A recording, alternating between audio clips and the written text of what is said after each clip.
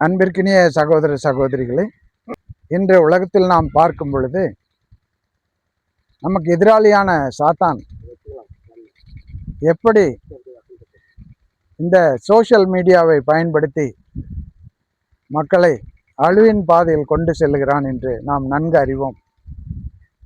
Facebook, WhatsApp, Instagram, இன்னும் இது போன்ற பல வகையான சோஷியல் மீடியாக்களை பயன்படுத்தி ஒரு கூட்ட மக்களை கொத்து கொத்தாக அவன் நரகத்திற்கு எடுத்து செல்கிறான். நாம் கர்த்தருடைய பிள்ளைகளாய் நாம் அதே சோஷியல் மீடியாவை பயன்படுத்தி அவனுக்கு எதிராக போர் செய்ய வேண்டும்.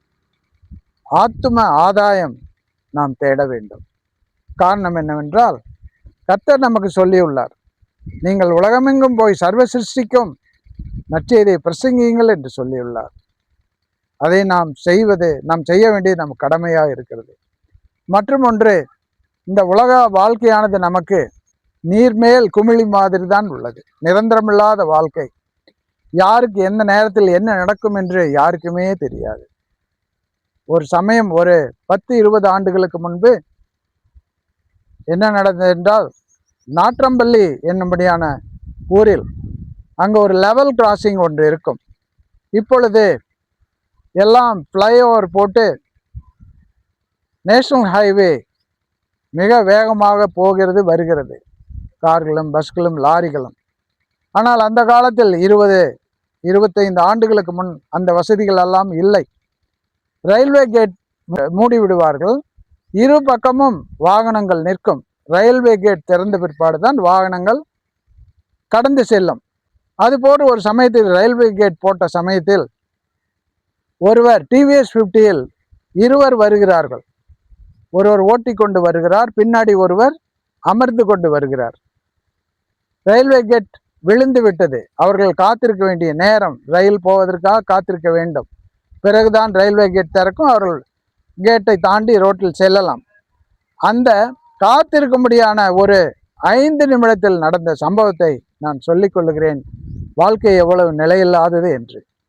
இதெல்லாம் பல செய்தித்தாள்களிலும் இந்த செய்திகள் வந்தது, உண்மையாக நடந்த செய்தி. அவர்கள் ரயில்வே கேட்டில் அந்த டிவிஎஸ் 50ல் இருவரும் அந்த கேட்டுக்கு காத்திருக்கும் பொழுது வானத்திலே ஒரு கழுகானது பறந்து வந்தது. இது உண்மை சம்பவம்.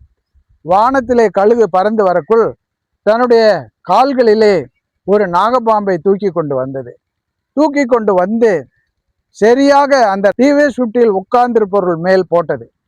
போட்டவுடன் அந்த பாம்பு, நாகப்பாம்பு என்ன செய்தது என்றால், டிவிஎஸ் 50ல் டிராவல் செய்த ஒருத்தர் மேல் நல்ல காலை 2-3 கொத்து விட்டது.